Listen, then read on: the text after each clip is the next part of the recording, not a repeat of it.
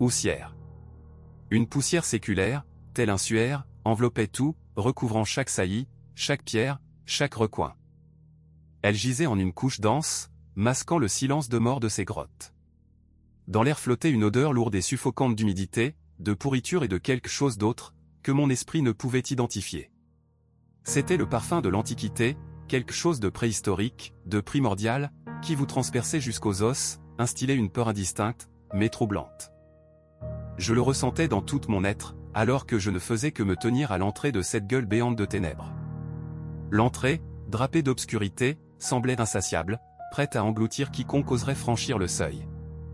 Je me souviens comment j'ai entendu parler pour la première fois des grottes de Christophe que les habitants locaux, avec leurs superstitions inhérentes, avaient surnommé le gouffre de la terre. Les légendes, transmises de bouche à oreille, se murmuraient dans la pénombre des tavernes, disant qu'au plus profond de ces grottes se cachait quelque chose d'ancien, quelque chose dormant d'un sommeil éternel. Les récits effrayants mettaient en garde, si l'on troublait son sommeil, les ténèbres se déchaîneraient, engloutissant tout, balayant sur leur passage les destins humains et rasant la surface de la terre. J'étais jeune, bouillonnant d'aventure, et ces histoires ne faisaient qu'attiser ma curiosité. Moi, Jean-Pierre Dubois, spéléologue, explorateur infatigable des profondeurs souterraines, ne me doutais pas alors que cette grotte deviendrait ma dernière demeure, que Zeus de la terre m'engloutirait aussi. La première chose qui se présenta à ma vue ne fut pas l'espoir de la lumière, mais une obscurité impénétrable. Une obscurité absolue, omniprésente, qui semblait vouloir s'infiltrer dans les profondeurs de mon esprit. Le faisceau de la lampe de poche ne révélait, de ce noir total, que des bribes du monde environnant, des parois humides, rongées par le temps, couvertes d'étranges motifs, comme dessinés par une main inconnue, et des stalactites suspendues au plafond, aiguisées comme les dents d'une bête sauvage. Avec mon équipe, nous étions 5 courageux, nous avons commencé notre descente. Chacun de nos pas résonnait d'un écho sourd, la grotte semblait respirer avec nous, faisant écho à chaque inspiration et expiration. Les premières heures passèrent sans incident. Nous avons exploré d'étroits couloirs, cartographié de nouvelles salles, émerveillés par la splendeur de ce royaume souterrain. Mais à chaque mètre parcouru, à chaque heure qui s'évanouissait, l'atmosphère devenait de plus en plus pesante, lourde, comme si la terre elle-même se préparait à quelque chose d'irréparable. L'air s'épaissit, la température chuta et le silence devint assourdissant, comme pour annoncer quelque chose d'inhabituel. Et puis, un son apparut. Pas un simple écho, pas une résonance familière à tous ceux qui avaient fréquenté de tels endroits. Non, c'était tout autre chose. Le son pénétrait au plus profond de l'âme, comme une force inconnue. Tel un chuchotement silencieux, grondant dans les recoins les plus secrets du subconscient, faisant figer le sang dans les veines. Un son qui ne pouvait être entendu avec les oreilles, mais ressenti avec tout son être, à chaque cellule du corps. Un son qui commençait à faire tourner la tête, rendant fou. C'était la première étape de l'immersion dans l'inconnu. Je me souviens encore du son, celui que j'ai entendu pour la première fois. Nous nous étions enfoncés de plusieurs centaines de mètres dans la grotte, après avoir franchi maint détour, quand il est apparu enfin, perçant le silence. Au début, ce n'était qu'un murmure, comme le bruit lointain de l'océan qui se brise sur le rivage. Plus nous nous enfoncions, plus le son s'amplifiait, s'insinuant au plus profond de nos esprits. Nous avons tenté de l'étouffer, mais ce fut peine perdue. Il flottait dans l'air, comme un poids invisible, nous opprimant, nous rendant nerveux et épuisés. Dans l'équipe, où régnait jadis le calme et la compréhension mutuelle, les disputes éclatèrent. Même les membres d'équipage les plus sereins s'emportaient, haussant le ton pour un rien. Moi-même, je me suis surpris plusieurs fois à fixer un point, incapable de détacher mon regard, comme envoûté. Laurent, notre cartographe chevronné, fut le premier à ne plus supporter cette tension. Il commença à se plaindre de maux de tête insupportables et d'une fatigue constante. Puis, il eut l'impression que les parois de la grotte bougeaient, respiraient avec lui, comme si elles étaient vivantes. Un jour, il cria soudain, enfonçant ses doigts dans sa tête. Ensuite, comme s'il avait perdu la raison, il s'enfuit, disparaissant dans l'obscurité totale qui enveloppait tout. Nous tentâmes de le retenir, de l'arrêter, mais il, tel un fauve, se débattait dans nos bras, hurlant des paroles inintelligibles, marmonnant au sujet d'un son insupportable qui le tourmentait. Le lendemain matin, nous le retrouvâmes assis à une centaine de mètres du camp, appuyé contre un mur de pierre froide. Son visage exprimait une folie totale, ses yeux brillaient d'un éclat sauvage et perdu, et ses lèvres murmuraient sans bruit la même syllabe étrange, le même son douloureux. L'atmosphère au sein du groupe se tendait de plus en plus chaque jour. Les autres membres de notre équipe, Pierre, Marie et Antoine, commencèrent également à remarquer des changements effrayants. Ils étaient hantés par d'étranges visions, des cauchemars et une paranoïa envahissante. Nous en vînmes à nous craindre les uns les autres, comme si un abîme de défiance s'était creusé entre nous. Le son, dont nous ne parvenions toujours pas à identifier la source, gagnait en intensité, devenant plus distinct, s'imposant avec insistance à notre conscience. Nous tentâmes maintes fois de le localiser, mais nos recherches demeurèrent vaines. Nous parcourûmes tous les couloirs que nous connaissions, fouillant minutieusement chaque recoin, inspectant toutes les fissures et crevasses possibles. Mais ce son obsédant, tel un écho, continuait de nous hanter, nous pénétrant de toutes parts. Bientôt, nous comprîmes que ce n'était pas seulement le son. La grotte semblait s'animer, se transformer sous nos yeux. Les parois se mirent à pulser au rythme d'une cadence inconnue, et les stalactites acérées, suspendues au plafond, commencèrent à changer de forme de façon étrange, se courbant sous une influence invisible. En certains endroits, telles de mystérieuses balises, apparurent d'étranges taches lumineuses, fascinantes. Dès que l'on tentait de s'en approcher, de tendre la main, elles s'évanouissaient aussitôt, se dissolvant dans l'obscurité. La panique, telle une lame froide, fendit nos cœurs. Nous savions qu'il fallait fuir, s'échapper avant qu'il ne soit trop tard. Mais où courir, quand la grotte elle-même respirait avec nous, tel un être vivant qui nous tendait un piège mortel? Nous tentâmes plusieurs fois, en vain, de trouver une issue. Nous décidâmes de rebrousser chemin, mais ce ne fut pas aisé. La grotte, comme si elle s'était éveillée, nous barrait la route.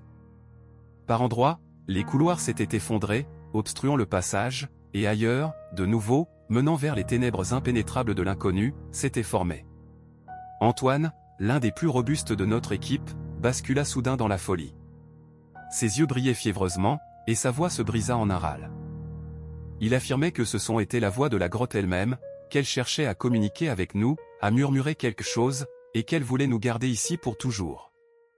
Il commença à creuser dans le mur, comme possédé, se frayant un chemin vers l'intérieur, marmonnant quelque chose à propos d'une grande découverte qui devait avoir lieu d'un instant à l'autre.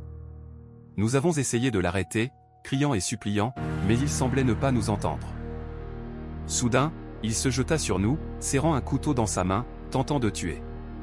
Une lutte désespérée s'ensuivit. Nous avons réussi à le maîtriser, à lui lier les mains, mais il était trop tard. Dans ses yeux se figeait un vide effrayant, un regard éteint qui ne présageait rien de bon. Nous cherchions désespérément une issue, mais le temps passait, s'étirait avec douleur, et le chemin familier ne se présentait pas. Il semblait que nous errions dans un labyrinthe, où chaque nouveau pas nous éloignait toujours plus du salut.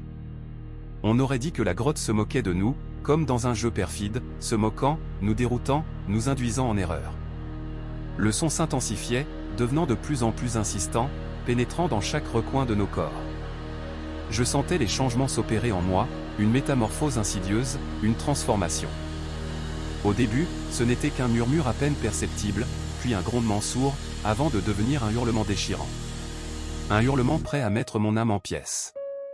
Soudain, nous tombâmes sur un lac étrange, surgi de nulle part. L'eau était noire comme la poix la plus épaisse, et un brouillard dense et impénétrable flottait au-dessus de sa surface sombre. Je sentis quelque chose m'attirer irrésistiblement vers cet abîme, comme si quelqu'un m'appelait, m'invitait dans ses bras. Je ne sais pas comment cela se serait terminé si Marie ne m'avait pas agrippé le bras d'une poigne de fer, m'entraînant loin de cette eau dangereuse. Nous étions au bord du désespoir, au bord de la perte, sur le point de céder à l'assaut d'une force inconnue. Pierre, d'habitude si impassible, éclata soudain en sanglots, secoué par les larmes. Marie, tel un oiseau blessé, s'enferma en elle-même, se taisant comme si elle avait fait vœu de silence. Je sentais mon esprit m'abandonner, cette étrange sonorité s'emparant de chacune de mes pensées. Des phénomènes inexplicables se produisaient autour de moi. Dans l'ombre, des formes indistinctes dansaient, adoptant des silhouettes bizarres, suggérant l'apparence d'horribles créatures, s'évanouissant instantanément dès que j'approchais. Il me semblait que, depuis les ténèbres, des dizaines d'yeux nous observaient sans relâche. Mais je ne me rendais pas. Je m'accrochais à cette réalité fuyante, tentant de préserver les vestiges de ma raison. Je désirais ardemment sortir de ce cauchemar, révéler au monde ce que nous avions découvert ici. Escalade. Nous avons trouvé un nouveau couloir, et celui-ci nous a menés dans une immense salle. Elle était colossale, comme un temple bâti pour des mystères grandioses, et ses murs étaient ornés d'étranges motifs chatoyants, tels des tableaux vivants. Au centre de la salle reposait une pierre gigantesque, évoquant un œuf immense, entièrement recouvert de ces mêmes motifs énigmatiques. De lui émanait le son le plus puissant et obsédant que j'ai jamais entendu. Il était insupportable, perçant, à vous rendre fou, comme si des milliers de violons jouaient à l'unisson, déchiquetant les tympans. Je sentis quelque chose se briser en moi. La réalité s'estompa, ses frontières s'effacèrent. Je cessai de comprendre ce qui était vrai et ce qui n'était que le fruit de mon imagination. D'horribles hallucinations apparurent devant moi, des visages émergeant des murs, des voix murmurant quelque chose dans une langue inconnue. Marie cria, comme transpercée par une flèche invisible, se jeta sur la pierre et commença à la frapper violemment avec ses mains, comme pour la détruire. J'essayai de l'arrêter, mais elle me repoussa, des étincelles folles dansant dans ses yeux. Elle dit que le son était la clé, qu'il nous ouvrirait les portes, qu'il nous révélerait la vérité. Soudain, la pierre s'embrasa d'une lumière aveuglante. Les motifs qui recouvraient sa surface s'animèrent, comme s'ils avaient pris vie, commençant à se tortiller et à bouger. Un brouillard épais s'échappa de la pierre, enveloppant Marie. Je la vis changer, son corps se tordant dans une danse effroyable, son visage se transformant en quelque chose de véritablement horrible. Je hurlai à plein poumon, me retournant et fuyant, mais il était déjà trop tard. Quelque chose d'étranger, d'inconnu, une incarnation du mal, jaillit de la pierre. Il engloutit Marie, la dissolvant en lui.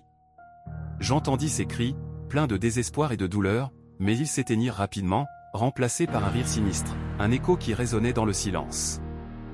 Je courus, trébuchant sur des obstacles invisibles, tombant à genoux, sans voir le chemin, envahi par l'horreur.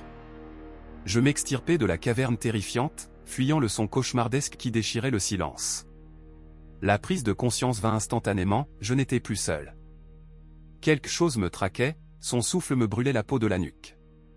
Je vis danser des ombres, glissant sur les murs humides. Elles m'encerclaient, s'infiltraient au plus profond de mon être. Le son monta en puissance, atteignant son apogée. Il se métamorphosa en un sifflement perçant, assourdissant. Je trébuchai et m'effondrai à genoux, implorant grâce. Les vibrations sonores me traversaient, me soumettaient, me privaient de volonté. Je m'enfonçais lentement dans ce cauchemar, en devenant une partie intégrante. Je me transformais en « non », je n'ose même pas le prononcer à voix haute. L'apogée était arrivé. Je ne me souvenais plus du temps passé à fuir. D'ailleurs, on ne pouvait plus vraiment appeler cela une fuite. J'étais devenu une partie de ce cauchemar monstrueux. Je faisais corps avec ce son sinistre, qui résonnait en écho dans l'obscurité. J'étais devenu une partie de cette grotte froide et silencieuse. Lorsque la conscience revint à moi, je me tenais devant cet œuf même, enveloppé d'une lumière fantomatique et d'une obscurité impénétrable. Un sentiment étrange et inconnu jusqu'alors m'envahit. Je me sentais complètement différent. Je ne ressentais plus la peur habituelle, qui glace l'âme, et même la douleur m'avait quitté. Je ressentis bien plus qu'une simple présence, une communion. Devant moi, comme surgie de nulle part, apparut une entité. Je ne gardais aucun souvenir de son apparence visuelle, d'ailleurs impossible à décrire. Elle était faite d'entrelacs de son et de lumière, d'obscurité absolue et de chaos primordial. La créature s'adressa à moi dans une langue que je ne pouvais ni entendre ni prononcer, et pourtant, je la comprenais. Elle me révéla la véritable nature de ce lieu. La gueule de la terre n'était pas qu'une grotte, ni une simple cavité dans la roche. C'était un portail. Un portail menant vers un monde totalement différent, un monde où les dimensions familières, le temps, l'espace, la matière, n'existaient pas. Un monde où le son régnait en maître. Le son est la clé de tout. Le son, c'est la vie elle-même, sa pulsation. Le son, c'est absolument tout. L'être, dont la voix résonnait dans les voûtes de pierre, m'a expliqué la vérité. Nous, tous ceux qui avaient osé s'aventurer dans cette grotte mystérieuse, n'étions que des pions dans son grandiose dessein. De simples instruments, des guides, appelés à lui frayer un chemin, à l'aider à s'échapper de sa prison. Laurent, Antoine, Pierre, Marie, leurs noms résonnaient dans ma mémoire, comme les coups d'une cloche. Ils étaient tous devenus une partie de ce plan ancestral. Ils s'étaient fondus dans l'obscurité froide et humide de la grotte, en devenant une part intégrante. Ils n'étaient pas des victimes innocentes, mais des participants volontaires à ce grand spectacle qui se jouait dans les profondeurs de la Terre. Et maintenant, à présent, je fais partie de cela. Je sens la froide pierre pénétrer ma chair, les ténèbres envelopper mon esprit. Et avec cela, j'éprouve une étrange et irrésistible joie. Nous sommes un tout, indissociablement liés les uns aux autres. Nous sommes l'incarnation du son, son essence. Nous sommes la grotte elle-même, son âme. Nous sommes ce qui apparaîtra dans votre monde, balayant tout sur son passage. Le dénouement. Quand je suis enfin arrivé à la sortie, une lumière éblouissante s'est offerte à moi. J'ai vu la lumière du soleil inonder tout, mais cela n'avait plus aucune importance. Je n'étais plus l'homme qu'ils avaient connu. En sortant de l'obscurité de la grotte, je me suis retrouvé dans un monde complètement différent. Des gens se tenaient sur le sol, juste à l'entrée. Des sauveteurs vêtus de gilets orange vif, des policiers en uniforme, des journalistes qui les entouraient, prêts à immortaliser la scène avec leurs caméras. Leurs visages exprimaient un mélange de soulagement et de curiosité, mais je ne pouvais plus les comprendre. J'étais autre. Tous me fixaient, ne comprenant pas ce qui se passait. J'ai étiré mes lèvres dans un sourire. C'était un sourire que je n'avais jamais ressenti auparavant. Il semblait parfait. J'entr'ouvris la bouche et chantai. D'abord doucement, à peine audible, comme si la mélodie émanait des profondeurs de mon âme. Puis, de plus en plus fort, comme une tempête en approche. Le son qui jaillissait de ma gorge était loin d'être humain. Il était primitif, puissant, irrésistible. Les sauveteurs hurlèrent d'effroi et reculèrent, comme sous le choc. Les visages des journalistes se déformèrent sous l'horreur glaciale. Ils échangèrent des regards stupéfaits, incapables de comprendre ce qui se passait autour d'eux. Et moi, je continuais à chanter. Ma voix, semblait-il, résonnait plus fort, perçant le silence nocturne. Je chantais la chanson des ténèbres. Une chanson capable d'ouvrir les portes de l'inconnu. Une chanson appelant ceux qui attendaient leur heure depuis des siècles. Et ils vinrent. D'abord, une obscurité épaisse, impénétrable, enveloppa tout. Elle recouvrit la terre comme un linceul, figeant les cœurs. De ces ténèbres, comme d'un gouffre sans fond, ils commencèrent à émerger, eux. Des créatures d'un autre monde, tissées du son même, avançaient, dévorant tout sur leur passage. Je restais là, fasciné et horrifié, observant comment ils effaçaient les humains de la surface de la terre, réduisant les maisons en poussière, brisant et engloutissant les arbres. Leur mélodie transformait le monde, le remodelant à leur image, le faisant leur. Et à ce moment précis, alors que le silence et le chaos régnaient seuls, j'ai compris une vérité insondable. Ce cauchemar ne s'épuiserait jamais. Il ne faisait que commencer. Car je n'entendais plus seulement un son. J'en étais devenu une partie. J'étais devenu son guide, sa voix, son incarnation. Et maintenant, je porte ce son dans le monde. Il pénétrera les recoins les plus secrets, attendra au-delà de l'audible, prêt à s'éveiller à l'heure dite. Et dans vos rêves, vous l'entendrez immanquablement. Il se faufilera à travers le silence, emplira tout, résonnera au plus profond de la conscience, se rappelant à vous comme un lointain écho du passé. Il sera avec vous, vous hantant dans les rêves les plus colorés et les plus fous, murmurant des secrets inconnus, résonnant à l'unisson avec les battements de votre cœur.